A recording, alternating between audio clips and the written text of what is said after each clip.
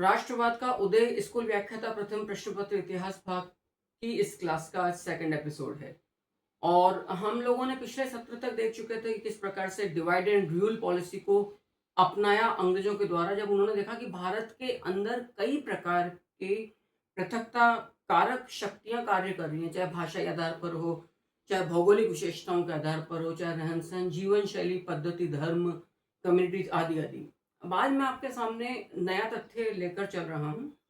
किस प्रकार से ब्रिटिश शासन की कानूनी एकता ने, कानून की समानता ने राजनीतिक और प्रशासनिक एकता को जन्म दिया। और बड़ा विशिष्ट है ये। क्या मतलब है इस बात का? भारत के अंदर याद रखना इस चीज को।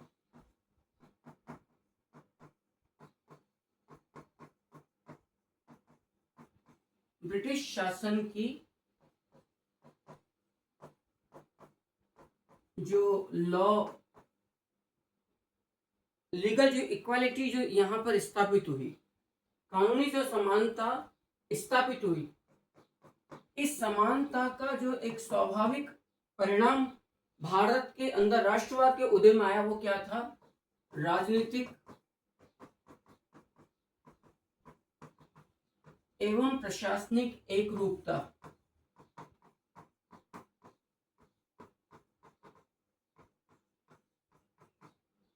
राजनीतिक एवं प्रशासनिक एकरूपता का अभाव।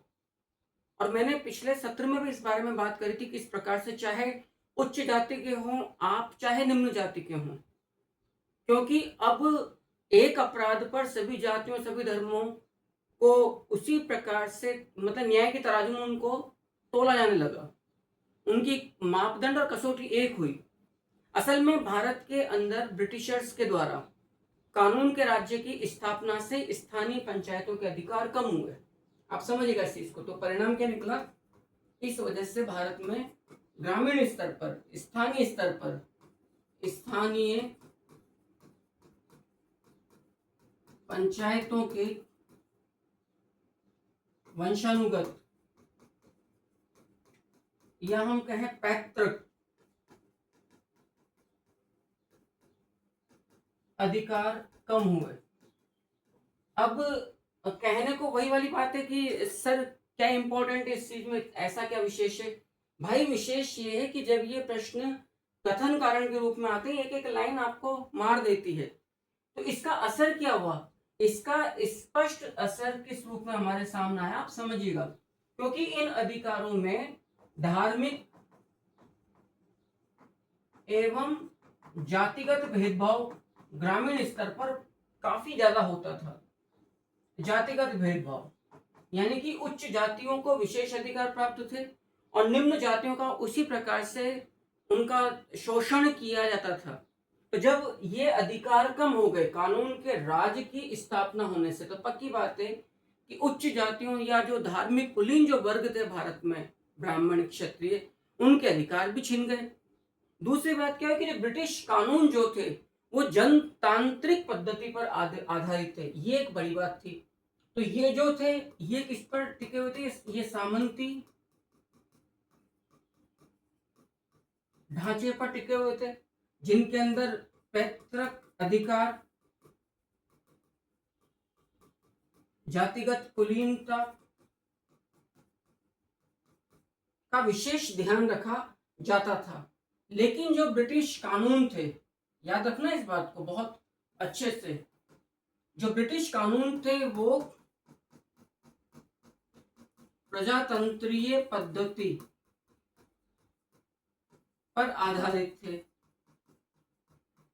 अब इसका मतलब ये बिल्कुल नहीं निकलता था कि भारतीय जो कानून विधि संहिता थी हमारे यहाँ पौराणिक तौर पर शास्त्रीय, उसमें इतना ज्यादा भेदभाव था, ये नहीं था। लेकिन पक्की बात है जिनके पास सत्ता है वो कहीं ना कहीं भेदभाव करेंगे। इस बात से बीइंग ए ब्राह्मण मैं कभी इनकार नहीं कर सकता हूँ। ब्रिटिश राज में भी नो डाउट भेदभाव था। एल्बर्ट बेल विवाद क्या था? कहीं ना कहीं जाति कुलीनता थी, लेकिन उसके बावजूद भी अब निम्न जाति के लोगों को, निम्न वर्गीय लोगों को ये एक प्रकार की सुरक्षा का अधिकार प्राप्त हो गया कि यदि हमारी कोई हत्या करता है तो दंडित किया जाएगा। ये पक्की बात था। तो जो ब्रिटिश कानून अधिनियम जो थे वो जनतंत्रीय मूल्यों पर आधारित थे। जिसमें जाति वर्ग, प्रजाति वर्ग, लिंग के भेदभाव के बिना राज्य के समान मतलब राज्य के प्रत्येक नागरिकों को समान अधिकार प्राप्त था। क्लियर? प्रजातंत्रीय पद्धति पर आधारित थे, तो राज्य के सभी नागरिकों को समान अधिकार प्राप्त थे। इससे क्या हुआ कि जो निम्न वर्गीय लोग थे उनमें भी एक प्रकार की राजनीतिक चेतना जागृत हुई, और जो उच्च वर्गीय लोग थे वो भी कहीं ना कहीं थोड़े से ढीले पड़े कि हमें अब जो दबा कुचला जो तबका है उसे साथ में लेकर चलना होगा। तो एक प्रकार की राजनीति में चेतना जो उत्पन्न हुई, उसमें सहकारिता की भावना उत्पन्न हुई, उसने भारतीय राष्ट्रवाद के विकास में काफी अपना अहम योगदान स्थापित किया। क्लियर? तो ब्रिटिश काल में पहली बार देश में जनतांत्रिक आधार पर एकता स्थापित हुई, जिसमें कानून की समानता का विशेष योगदान था। अब पर्सिवल स्पीयर ने बिल्कुल साफ लिखा है कि अंग्रेजी जो प्रशासन था, जो ब्रिटिश प्रशासन था, उसका सबसे बड़ा अहम हिस्सा था उसकी इम्पर्सनैलिटी, यानी कि अवैयक्तिकता। अर्थात आप ये कह सकते हो कि जो उच्च स्तरीय प्रशासक थे, वायसरॉय या सुप्रीम कोर्ट के लोग, यदि वो बदलते थे तब भी प्रशासन में परिवर्तन नहीं होता था। इसका मतलब क्या हुआ आप समझना, यदि शासक वर्ग बदल रहा उसके बावजूद यदि ब्यूरोक्रेट्स नौकरशाही नहीं बदल रहे हैं। पहले क्या होता था, राजशाही में क्या होता था, जिस प्रकार का राजा आया, जिस मानसिकता का राजा आया, जिस विचारधारा का राजा आया, वो अपने नौकरशाह उसी प्रकार से रखेगा। यदि उसके विरोध में चलने वाले लोग हैं तो उन्हें हटा दिया जाएगा। तो ये जो ब्रिटिश राज की जो खास बात थी वो थी इसकी इम्पर्सनैलिटी। देख लीजिएगा,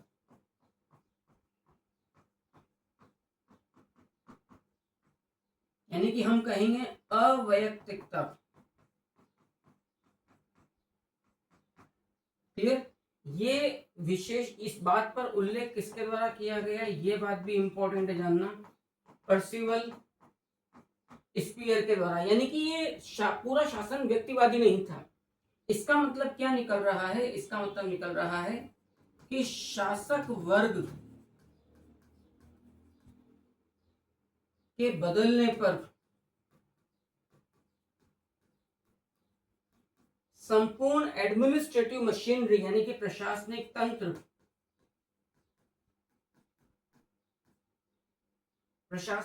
जिसको आप कहते हैं नौकरशाही, ब्यूरोक्रेट्स,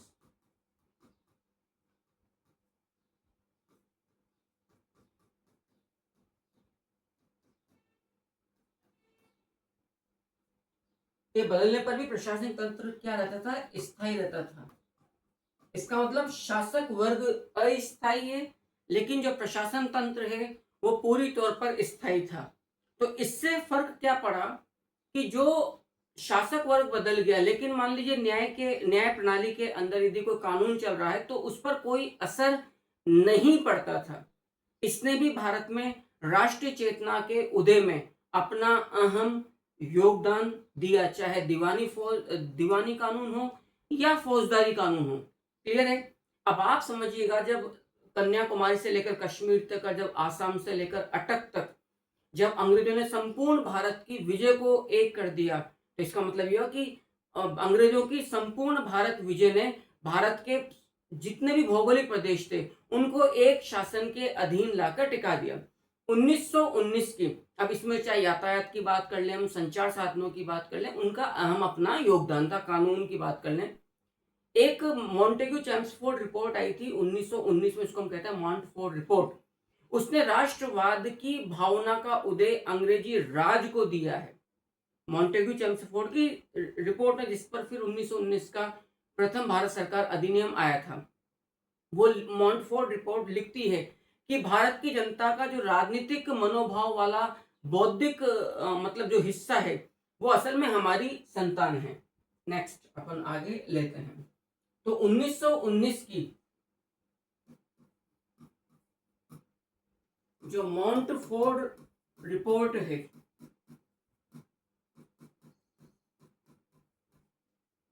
वो स्पष्ट इस बात पर प्रकाश डालती है कि भारत में राष्ट्रवाद की भावना का उदय वो अंग्रेजी राज की सबसे बड़ी देन है। रिपोर्ट क्या कहती है? भारत में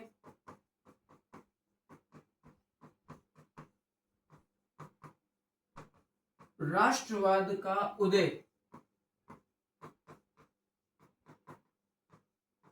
ब्रिटिश राज की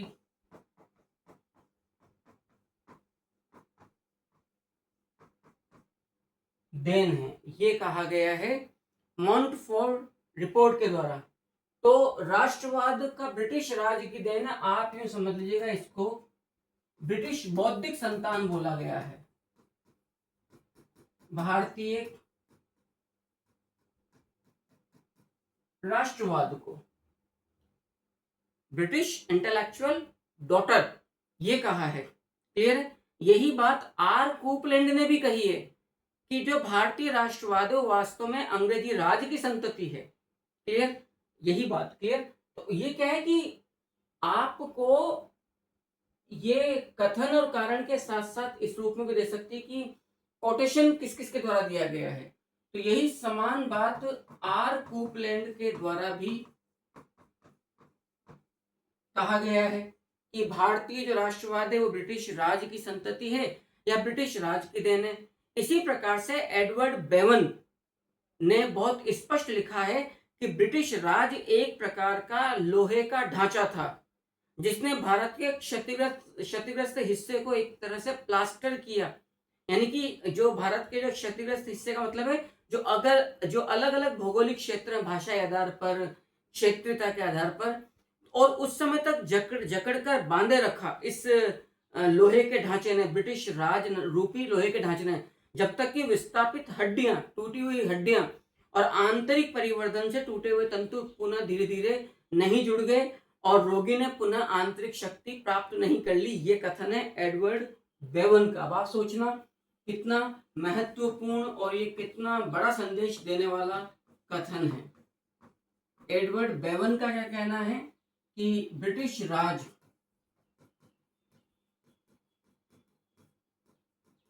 एक ऐसा लोहे का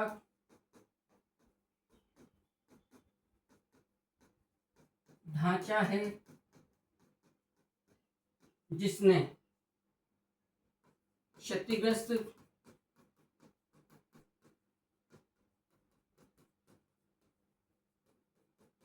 भारतीय भूगोल को तब तक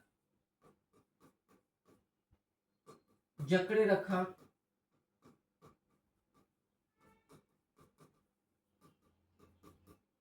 जब तक विस्थापित हड्डियां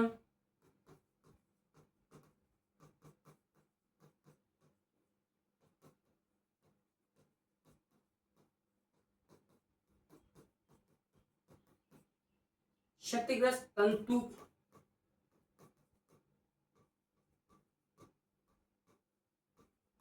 पुनः अपने मूल स्थान में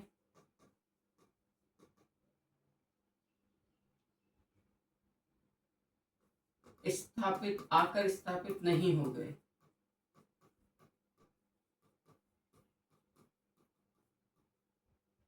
अब आप आइडिया लगाइएगा कि एडवर्ड बेवन असल में कितना महत्वपूर्ण कथन कहना चाहते हैं।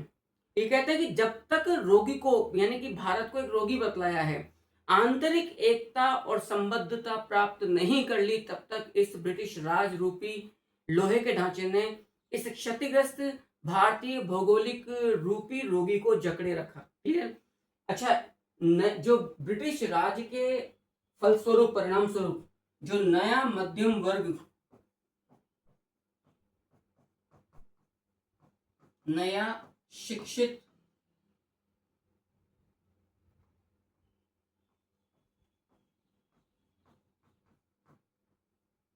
मध्यम वर्ग के उदय ने भी भारत के राष्ट्रवाद को पंख लगाए, भारत के राष्ट्रवाद के उदय की प्रक्रिया को तेज किया। असल में आप जानते हो जो नया शिक्षित वर्ग था वो ब्रिटिश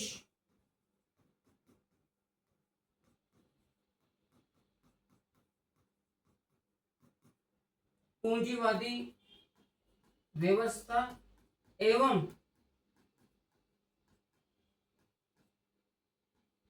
अंग्रेजी शिक्षा पद्धति से उत्पन्न हुआ था। अब यहाँ पर दो वर्गों का विशेष योगदान है। आप जानते हो पूंजीवादी व्यवस्था से जो उत्पन्न हुआ वर्ग था वो था श्रमिक वर्ग। भारतीय अंग्रेजों ने, आप जानते हो, साहूकार, महाजन, सूदखोर जैसे नए वर्ग उत्पन्न किए थे। यदि मैं आर्थिक क्षेत्र की बात करूं, सूदखोर, महाजन, साहूकार एवं नव जमींदार वर्ग, जिन्हें कि विस्थापित जमींदार या अनुपस्थित लैंडलॉर्ड्स या जमींदार वर्ग भी कहा जाता है। दूसरी तरफ पूंजीवाद से श्रमिक वर्ग उत्पन्न हुआ। आप जानते हो श्रमिक वर्ग हमेशा असंतुष्ट रहा और उसको भड़काया गया, बौद्धिक उसकी चेतना को जागृत किया गया, हड़ताल करना है। और आपको मालूम है श्रमिक या मजदूर वर्ग का, जिन्होंने फिर यूनियंस बनाए, अलग अलग तरह के इंटक वगैरह कई प्रकार के यूनियंस, फिर वामपंथ उत्पन्न हुआ। तो भारत में राजनीतिक चेतना, जिसके प्रमुख साधन के रूप में हड़तालों को अपनाया गया, हिंसा को अपनाया गया, उसमें इस श्रमिक वर्ग का विशिष्ट योगदान था। और ये श्रमिक वर्ग ब्रिटिश पूंजीवाद या कल कारखाना वर्ग से उत्पन्न नया वर्ग था। क्लियर? और राष्ट्रवाद के उदय में सबसे बड़ा जो योगदान था वो ब्रिटिश शिक्षा पद्धति से उत्पन्न मध्यम भारतीय बौद्धिक वर्ग था। जितना भी पढ़ा लिखा वर्ग था उसने सबसे पहले अंग्रेजी राज की कमजोरियों को पहचाना और उसे अपने भारतीय समाज में स्प्रेड यानी कि उसका प्रसार करने का कार्य किया। आप जानते हो बंगाल और बॉम्बे में सबसे पहले इंडस्ट्रियलाइजेशन हुआ, बड़े बड़े ब्रिटिश उद्योगों की स्थापना हुई, तो वहीं पर उद्योगपति और श्रमिक वर्गों का निर्माण हुआ। क्लियर? और इसी वर्ग की चेतना ने इन नए स्थानों से, जो ब्रिटिश प्रोविंस थे, यहाँ से सामंतवाद को उखाड़ फेंकने में अपना एक महत्वपूर्ण योगदान दिया था। पी स्पीयर यानी कि पर्सिवल स्पीयर साफ लिखते हैं कि ये जो नवीन मध्यम वर्ग उत्पन्न हुआ ये एक संगठित अखिल भारतीय वर्ग था। अब इसकी पृष्ठभूमि चाहे अलग अलग थी, लेकिन इनके निहित उद्देश्य ये ज्ञान, विचार, मूल्यों के अग्रभूमि में एक जैसे थे। और इनका था कि हमारी वजह से उत्पादन जो व्यवस्था है, पूरा जो प्रोडक्शन जो सिस्टम है वो चल रहा है, वो मैकेनाइज है, तो फिर हमें उतना ही हिस्सा प्राप्त होना चाहिए। और इसके लिए इनको ये बात भर दी गई कि यदि जब तक ब्रिटिश, क्योंकि श्रमिक कौन थे? भारतीय थे। अब आप इस बात को थोड़ा सा और मैं आगे लेता हूं कि जो ब्रिटिश पूंजीवाद था उसका असर क्या हुआ, आप और बेहतर तरीके से समझ पाओगे। ब्रिटिश पूंजीवाद का पहला जो असर आपको नजर आया वो नजर आया बंगाल एंड बॉम्बे जैसे ब्रिटिश प्रोविंसेस में, ब्रिटिश प्रांतों में। अब यहां पर क्या हुआ कि दो वर्ग उभर कर सामने आए, ब्रिटिश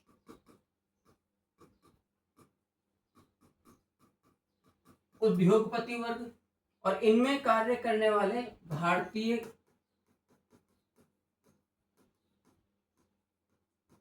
मजदूर वर्ग।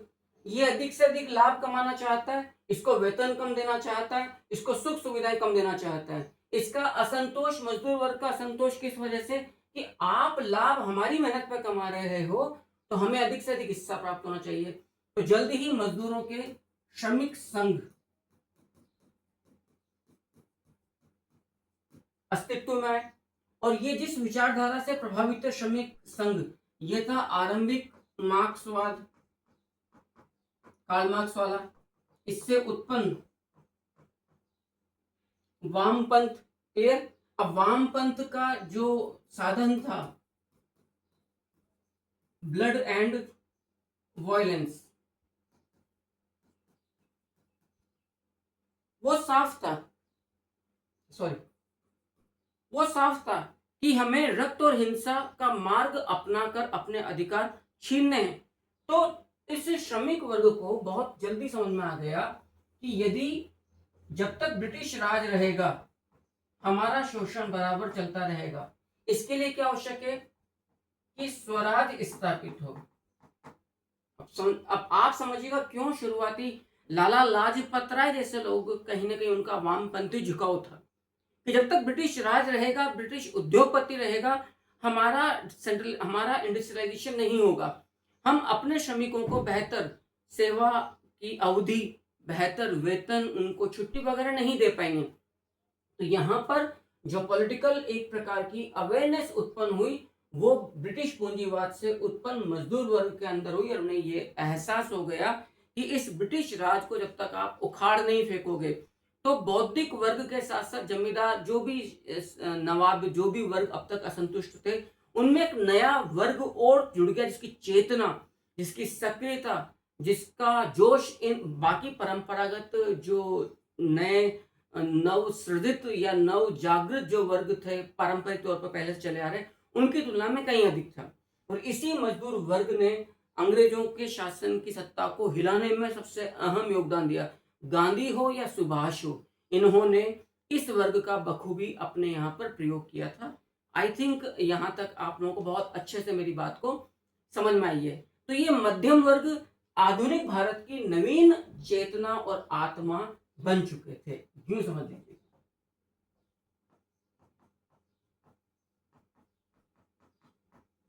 नवीन भारतीय श्रमिक वर्ग राजनीतिक चेतना की असल में मूल आत्मा का केंद्र भारतीय राजनीति में बन गई थी, और अखिल भारतीय राष्ट्रीय कांग्रेस ने इस आत्मा को बखूबी दोहन किया, तमाम नेताओं ने। क्लियर है? आई थिंक बहुत अच्छे से आपको यहां तक बात समझ आ चुकी है। अब जो हिस्टोरिकल रिसर्च हुए, इनका भी अपना एक अहम योगदान था भारत में राजनीतिक चेतना को उत्पन्न करने में। असल में हमारे यहाँ जो ऐतिहासिक ग्रंथ थे, उन्हें हमने अब तक धार्मिक कलेवर के रूप में देखा था, लेकिन जब sir William Jones, sir Max Muller जैसे लोगों ने अपने नवीन शोधों से, पाश्चात्य पश्चिमी विद्वानों ने जब इस धारणा को खंडित कर दिया कि जो लोकतांत्रिक मूल्य हैं, जो राजनीतिक मूल्य हैं, वो सिर्फ पूरी दुनिया में यूरोपीय जानते हैं और भारतीयों की कोई ऐतिहासिक और सांस्कृतिक विरासत नहीं, जब इसका खंडन कर दिया और उन्होंने इस बात को स्थापित किया कि भारत की सभ्यता और संस्कृति विश्व की प्राचीनतम और श्रेष्ठ संस्कृति है, तो पक्की बात है भारतीयों में गौरव का संचार हुआ। आप देख लीजिएगा,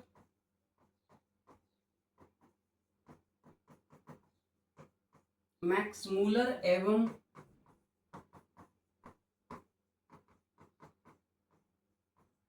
विलियम जोन्स जैसे जो पाश्चात्य विद्वान थे, इन्होंने इस धारणा को, भ्रम को तोड़ा, स्थापित किया कि भारतीय संस्कृति एवं सभ्यता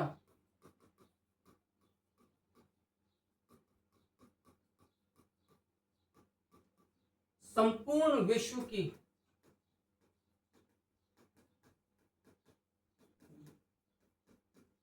प्राचीनतम एवं श्रेष्ठ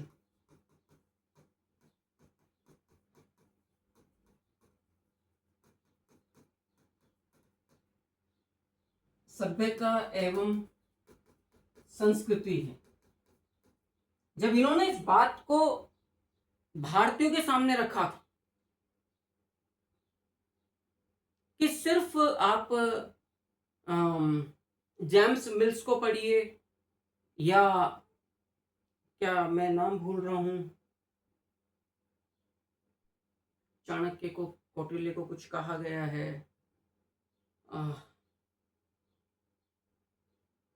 दिमाग से निकल रहा है। तो जब ये कहा गया कि राजनीतिक मूल्य, लोकतांत्रिक मूल्य पूरी तौर पर सिर्फ और सिर्फ पाश्चात्य विद्वानों के पास में है, और इन लोगों ने उसके विपरीत साम्राज्यवादी जो इतिहासकार थे, जो ब्रिटिश कैम्ब्रिज स्कूल के जो शोधार्थी थे, इसके विपरीत जब मैक्स मूलर और विलियम जोन्स के द्वारा किए गए भारतीय प्राचीन ग्रंथों के शोध से जब ये बात स्थापित हुई कि दुनिया के प्राचीनतम जनतंत्र संघ एवं राजनीतिक विचार संपूर्ण दुनिया में सबसे पहले आप अर्थशास्त्र जैसे ग्रंथों में आप लोग पाते हो। कहां से? चाणक्य से। क्लियर?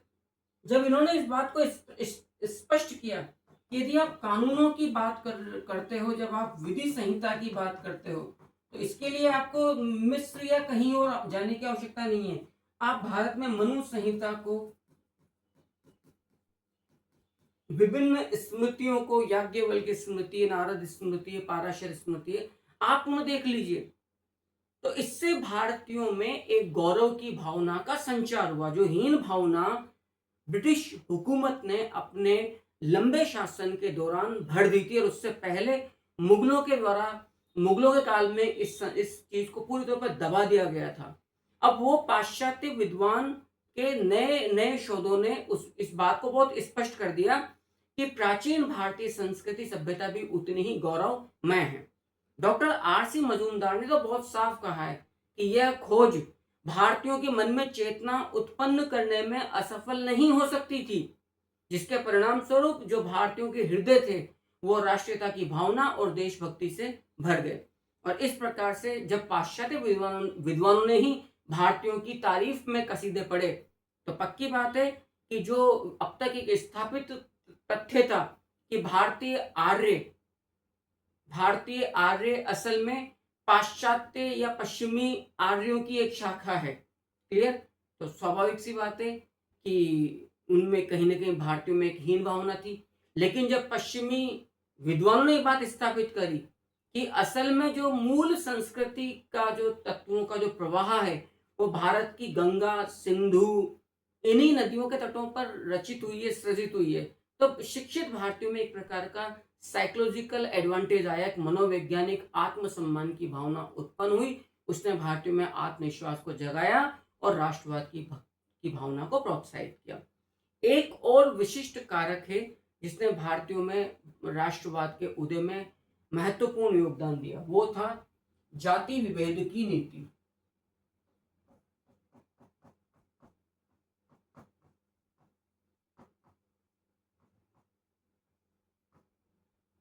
जाति विभेद की नीति जो ब्रिटिश रूलर्स थे, जो ब्रितानी हुकूमत थी, उसने जाति विभेद की नीति 1857 की क्रांति के बाद ही अपनाई थी। ये लोग भारतीयों को घृणा से देखते थे। भारतीयों की तुलना ये आधे वनमानुष जैसे निग्रो के साथ किया करते थे। भारतीयों में हीन भावना थी। होटल्स के बाहर लिखा रहता था dogs and Indians are not allowed. तो गुरुमुख निहाल सिंह जैसे विद्वान इतिहासकारों ने तो बहुत स्पष्ट लिखा है कि 1857 के विद्रोह के बाद आने वाले अंग्रेजों के मन मस्तिष्क में भारतीयों की एक अलग ही छवि ब्रिटेन से ही भर दी जाती थी कि असल में दस्यु लोग हैं, ये आधे वनमानुष और आधे असल में निग्रो हैं, जिनको भय के और दंड के द्वारा ही आप इनको काबू में ले सकते हो। तो पक्की बात है कि भारतीयों के मन में भी इसी प्रकार की बात आई। इंग्लैंड की एक बड़ी प्रसिद्ध पत्रिका थी पंच, वो सब ह्यूमन क्रिएचर के रूप में व्याख्यायित किया करती थी। पंच ये एक ब्रिटिश पत्रिका थी और ये इंडियंस को याद रखना सब ह्यूमन क्रिएचर के रूप में व्याख्यायित किया करती थी, यानी कि उपमानव जीव। अब आप सोचिएगा भारतीयों की कितनी गलत व्याख्या थी। उपमानव जीव जो कि आधा वनमानुष्य एवं आधा तो वनमानुष्य और आधा निग्रो है, जिसे भय के द्वारा ही नियंत्रित किया जा सकता है। इस सब ह्यूमन क्रिएचर को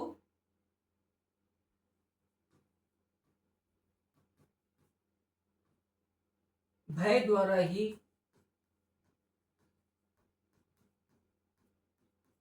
नियंत्रित किया जा सकता है।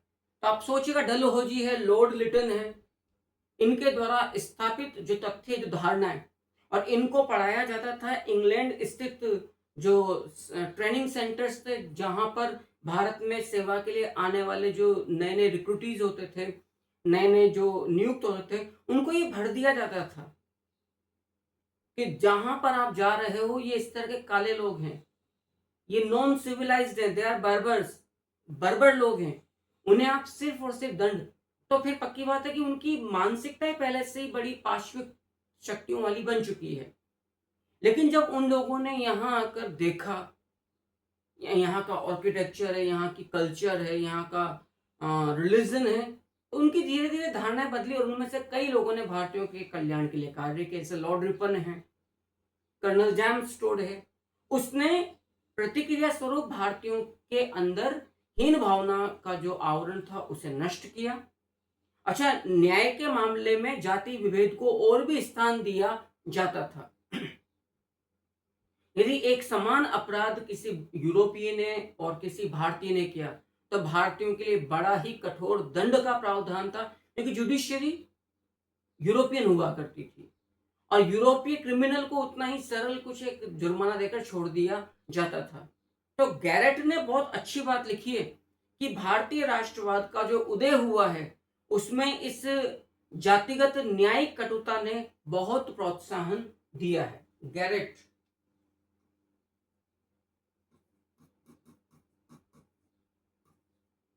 का ये कथन है, याद रखना, कि भारतीय राष्ट्रीयता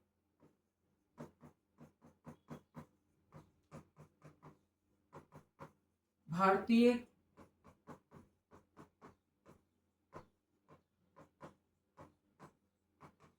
राष्ट्रीयता को बढ़ाने में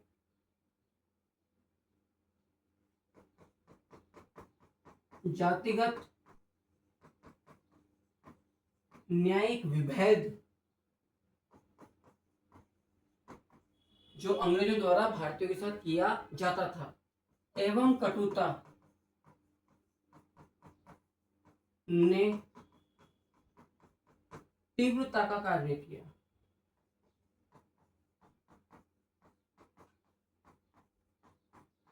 याद रखना, ने तीव्रता का कार्य किया, ये बात कही गई है किसके द्वारा? गैरेट के द्वारा। क्लियर?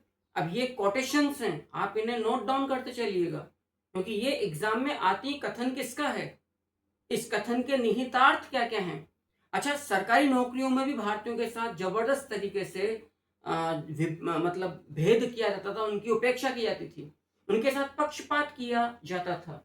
तो एक और कारण था जिसने राष्ट्रीयता के उदय में अपना अहम योगदान दिया, वो था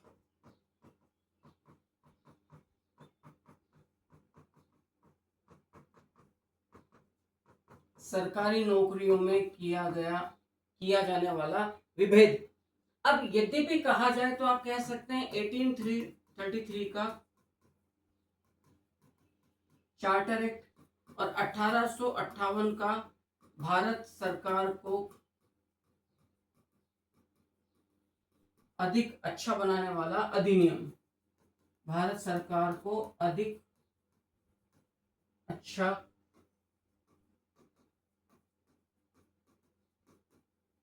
बनाने वाला अधिनियम। अब कहने को तो जी कि इन दोनों के द्वारा ये जो 1 नवंबर 1858 को महारानी विक्टोरिया की घोषणा, जिसको भारत में कंपनी साम्राज्य का मैग्ना कार्टा भी कहा गया है और जिसे लॉर्ड कैनिंग ने इलाहाबाद दरबार में पढ़ा था, उसने साफ कहा कि सरकारी नौकरियों में नियुक्ति मात्र योग्यता के आधार पर होगी। लेकिन ये बातें सिर्फ कागजों तक ही सीमित होकर रह गई, आम व्यवहार में इस बात को अमल में नहीं लाया गया, असल में जी भर के भेदभाव किया गया। तो ये जो घोषणा थी, ये आप जानते हैं कि 1 नवंबर 1858 को, क्लियर है, 1 नवंबर 1858 को इलाहाबाद दरबार में किसके द्वारा पढ़ा गया? इसको लॉर्ड कैनिंग के द्वारा पढ़ा गया और इस घोषणा को क्या बोला गया था? कंपनी साम्राज्य, भारत में कंपनी साम्राज्य का मैग्ना कार्टा। याद रखिएगा, भारत में कंपनी साम्राज्य का मैग्ना कार्टा। और क्या प्रावधान था इस घोषणा में कि सरकारी नौकरियों, सरकारी पदों में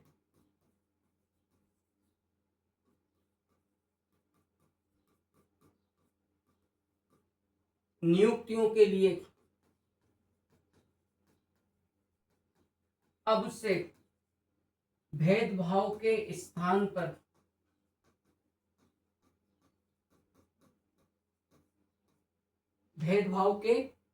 पर याद रखिएगा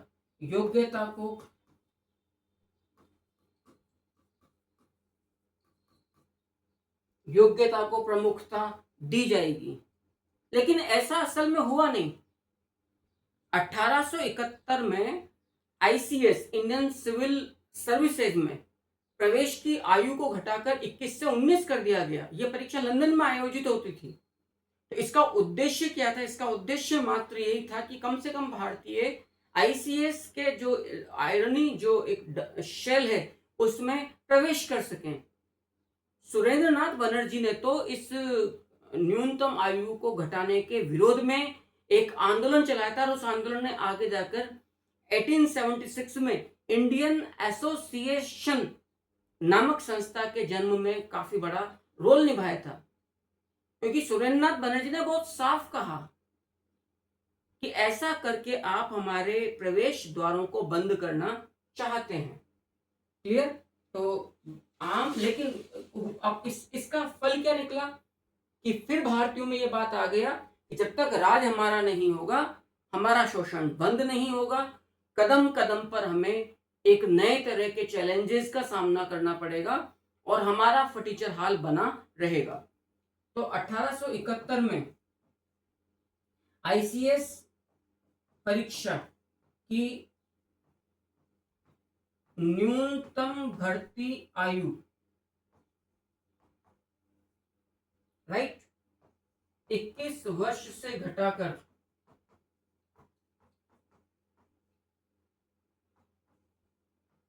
19 कर दी गई। परीक्षा का आयोजन स्थल लंदन में था। तो इन तमाम चीजों का उद्देश्य क्या था?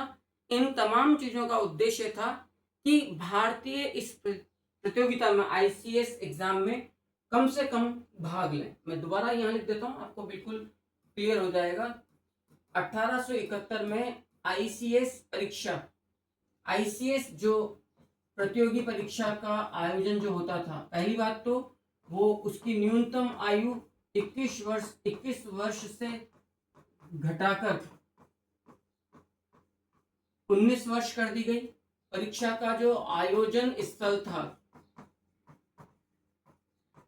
वो लंदन में ही था, जबकि इनकी मांग थी भारतीय राष्ट्रवादियों की आप इसको भारत में आयोजित कीजिए। अब उस जमाने में लंदन में जाना 19 साल का बच्चा सवाल ही पैदा नहीं होता था। तो इनका जो उद्देश्य था, जो निहितार्थ था अंग्रेजों का, वो था कम से कम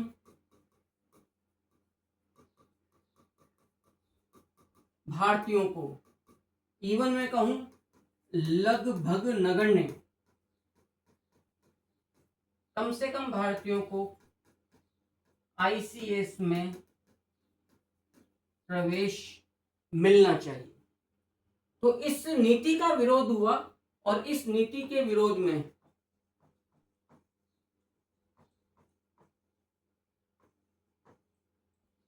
सुरेंद्रनाथ बनर्जी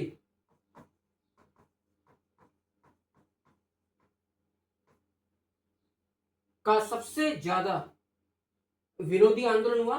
और फिर आपने 1876 में एक राजनीतिक संस्था का गठन किया जो कहलाया था इंडियन एसोसिएशन।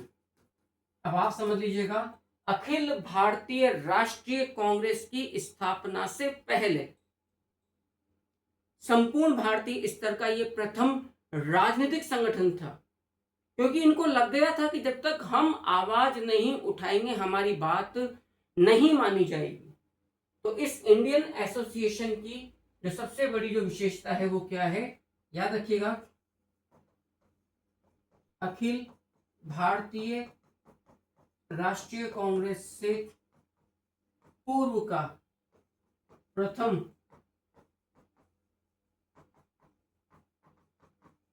अखिल भारतीय राष्ट्रीय स्तर का ये राजनीतिक दल था। ये तमाम कारण थे जो सम्मिलित रूप में धीरे धीरे एक प्रकार की जो भट्टी थी भारतीय राजनीति की, उसमें तड़का लगने लगा राष्ट्रवाद के मसालों का, और फिर वो जो व्यंजन पका वही राष्ट्रवाद के रूप में हमारे सामने आया, जिसने धीरे धीरे धीरे धीरे मट्ठा डालने का कार्य किया ब्रिटिश शासन की जड़ों में। क्लियर? आप जानते हो इसी प्रकार का एक भारतीय राष्ट्रवाद के उदय में एक प्रमुख कारक और काम में लेता है, वो था यातायात एवं संचार साधनों का विकास।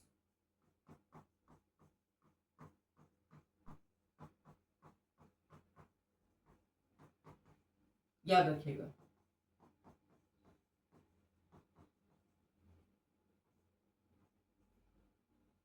यातायात एवं संचार साधनों का विकास। ये क्योंकि मैं पहले ये बार बार ये बात आ चुकी है कि यातायात और संचार साधनों का जो विकास था उसका उद्देश्य भारतीयों का कल्याण नहीं था, उसका उद्देश्य था ब्रिटिश शासन को अधिक से अधिक सहायता और तीव्र गति से सहायता मुहैया करवाना। जैसे रेल का विकास, डाक तार का विकास, वो था विद्रोहियों के लिए कि खबरें जल्द से जल्द पहुंचे। ब्रिटिश फौजों का माइग्रेशन मतलब ट्रांसपोर्टेशन जल्दी हो। अकाल की स्थिति में यूरोपियों को अधिक से अधिक अनाज मिले। जो ब्रिटेन में औद्योगिक क्रांति हो रही है उसके लिए जल्द से जल्द कच्चा माल मिले।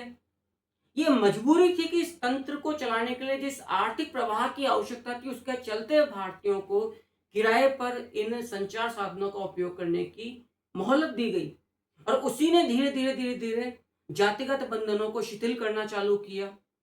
एक दूसरे की जो जो शारीरिक और जो जातिगत धार्मिक दूरियां थी उन्हें कम किया, क्षीण किया, कमजोर किया, और अंततोगत्वा इसकी इन तमाम चीजों की परिणति में भारतीय राष्ट्रवाद के विकास के रूप में सामने आती है। गुरुमुख निहाल सिंह ने बहुत साफ कहा है कि यातायात के इन संचार साधनों ने सारे देश को एक कर दिया। क्लियर?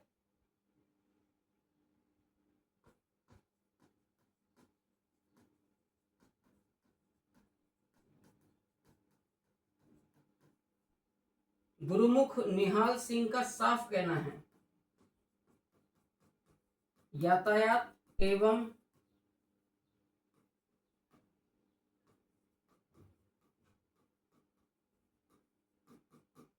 संचार साधनों, जिनमें आप कह सकते हैं रेल, डाक, तार आदि।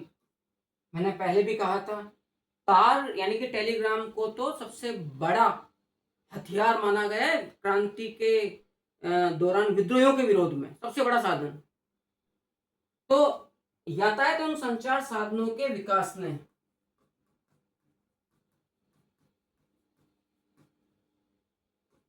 संपूर्ण अलग अलग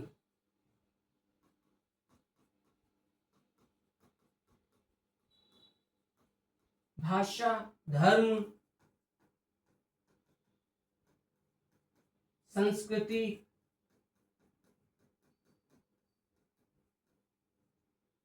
भौगोलिक क्षेत्र में बटे हुए देश को एक कर दिया।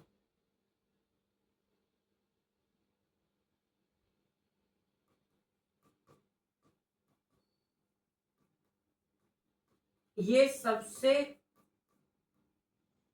बड़ा योगदान था गुरुमुख निहाल सिंह के शब्दों में कि संचार के इन साधनों ने सारे देश को एक कर दिया, और भौगोलिक एकता का जो काल्पनिक जो जो जो जहन में था उस कल्पना को मूर्त एवं स्वाभाविक वास्तविक रूप को साकार किया इसी यातायात और संचार साधनों के विकास ने। अगला है भारतीय राजनीति के उदय में, राष्ट्रवाद के उदय में विदेशी आंदोलनों का प्रभाव।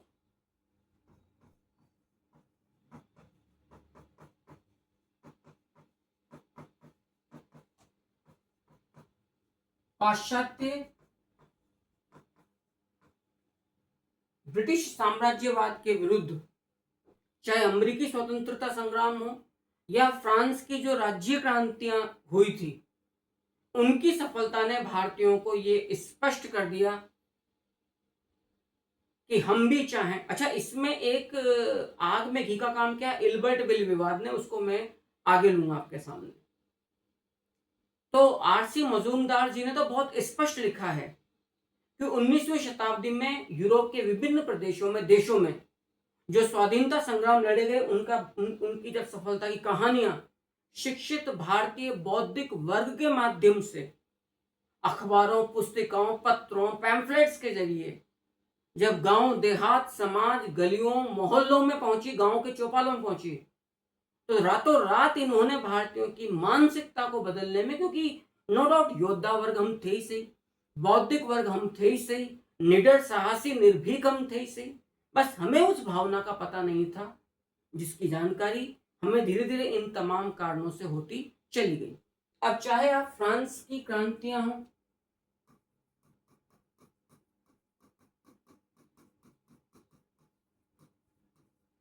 1830 की हो, 1848 की हो,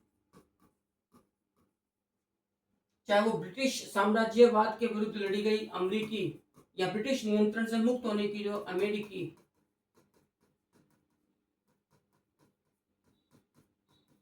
स्वतंत्रता संग्राम की सफलता की कहानियां, इन लोगों ने भारतीयों में बलिदान की भावना को जागृत किया। इटली और यूनान का स्वाधीनता संग्राम की बात हो,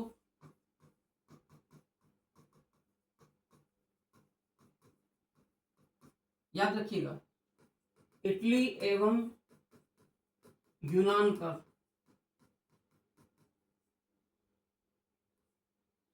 स्वाधीनता संग्राम की कहानियां हों, इन्होंने भारतीयों के उत्साह में असाधारण वृद्धि करी और भारतीयों को यह बतला दिया कि यदि संगठित होकर हम सामूहिक क्रांति को के दिशा में सोचें, तो हम भी उसी प्रकार से जो अंग्रेजी पराधीनता का जो जामा हमने, आवरण जो हमने ओढ़ रखा है, उसे हम हटा सकते हैं। आधुनिक शिक्षा के प्रसार ने भारत में राष्ट्रवाद के उदय में सबसे प्रभावी भूमिका निभाई, यातायात एवं संचार साधनों से भी अधिक।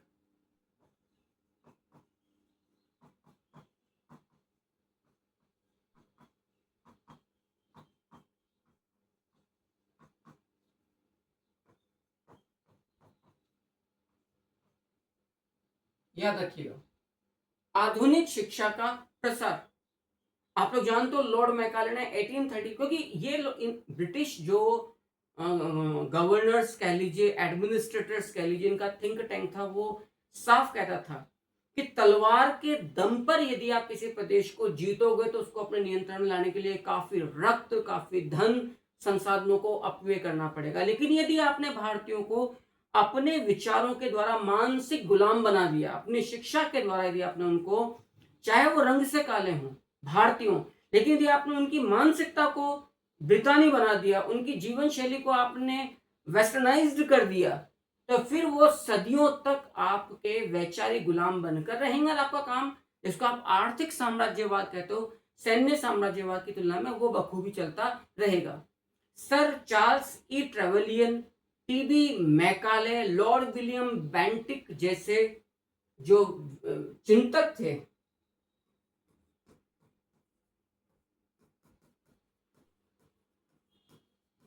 Trevelyan, Macaulay, lord William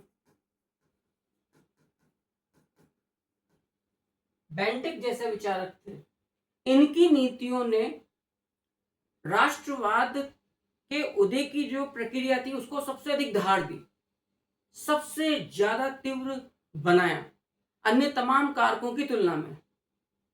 Trevelyan से जब पूछा गया, मिस्टर ट्रेवेलियन से, कि अंग्रेजी शिक्षा के प्रसार से भारत में क्या क्या गंभीर परिणाम हो सकते हैं, तो उस व्यक्ति ने बहुत साफ कहा था, ट्रेवेलियन ने, कि भारत में अंग्रेजी राज सदैव नहीं बना रह सकता है। एक न एक दिन इसका अंत होना परम आवश्यक है, और अंत भी उन लोगों के हाथों में होगा जो सबसे पहले ब्रिटिश शासन, ब्रिटिश शिक्षा पद्धति के संपर्क में आएंगे। जो अंग्रेजी पढ़े लिखे भारतीय वर्ग हैं, उनके हाथों ही भारत में चेंज होगा। ट्रेवेलियन ने कहा है, ब्रिटिश राज भारत में सदा नहीं बना रहेगा, उसका अंत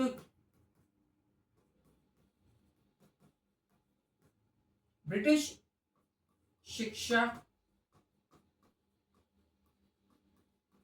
पद्धति से निकला नवीन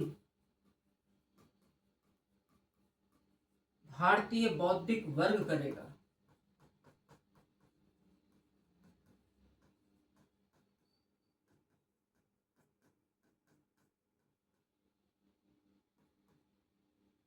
अब ये कथन है और आप इसके मायने समझ सकते हो। मिस्टर ट्रेवेलियन ने यह बहुत स्पष्ट कहा है, भारत तथा अंग्रेजों के संबंधों को तोड़ना न तो इतना हिंसात्मक होगा और न ही अंग्रेजों के लिए हानिकारक, क्योंकि सांस्कृतिक और व्यापारिक संबंध बने रहेंगे। क्यों बने रहेंगे? क्योंकि जो चेंज कर रहा है उसकी मानसिकता पहले ही ब्रिटिशर्स हो चुकी है, क्योंकि वो भारतीय है, लेकिन अंग्रेजी शिक्षा पद्धति में रचा बसा है।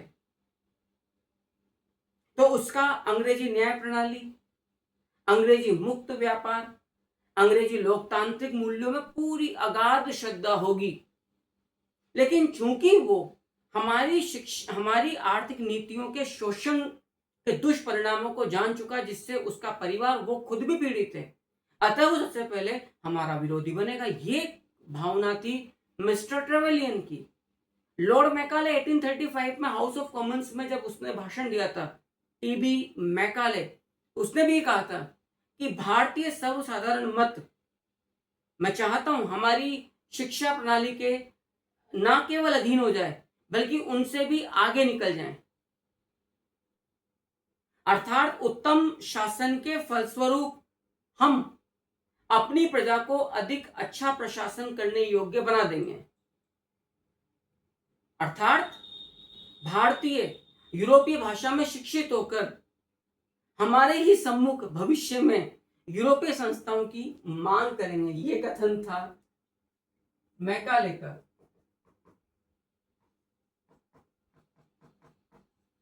भारतीय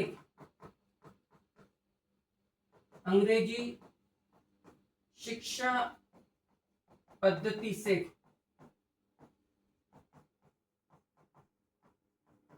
भविष्य में हमसे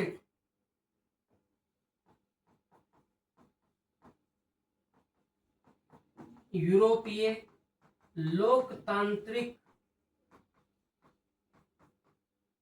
मूल्यों वाली संस्थाओं की मांग करेंगे।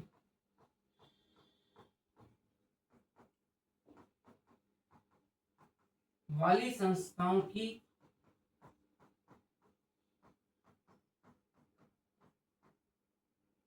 मांग करेंगे, ये कथन है, याद रखना, टीबी मैकाले का। और टीबी मैकाले के इस कथन से आप बहुत इजीली आइडिया लगा सकते हैं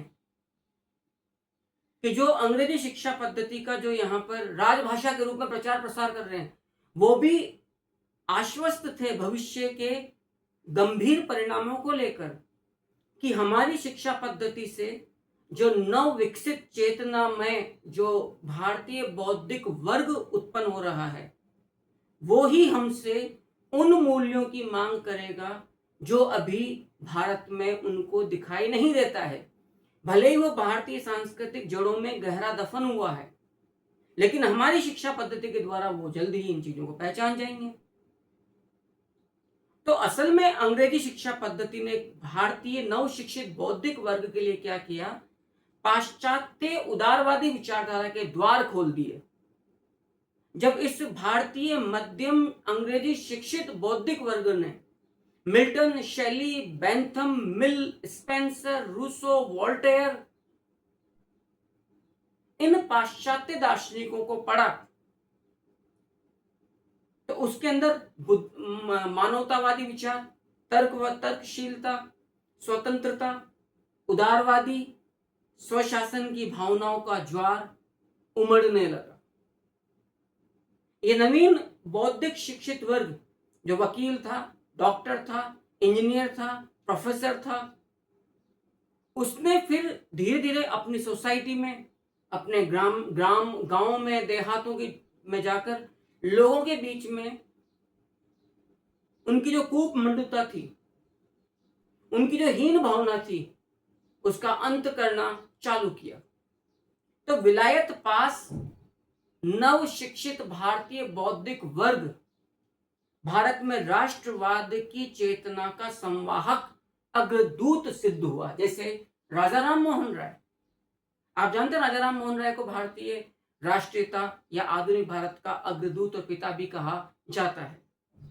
तो सबसे ज्यादा जो संवहन किया भारतीय राजनीतिक चेतना का, वो विलायत पास नव उदित भारतीय शिक्षित अंग्रेजी शिक्षित बौद्धिक वर्ग ने किया। इसीलिए आर कोपलैंड ने कहा था कि ब्रिटिश भारतीय राष्ट्रवाद असल में ब्रिटिश राज की बौद्धिक संतान है। यही वजह थी कहने की। यह था नव शिक्षित नव उदित भारतीय मध्यम वर्गीय बुद्धिजीवी वर्ग। और इस क्योंकि 1835 में लॉर्ड मैकाले ने, जो कि विधि सदस्य था, विधि क्या कहना चाहिए, लॉ मेंबर था, गवर्नर जनरल इन काउंसिल का, गवर्नर जनरल सह परिषद का।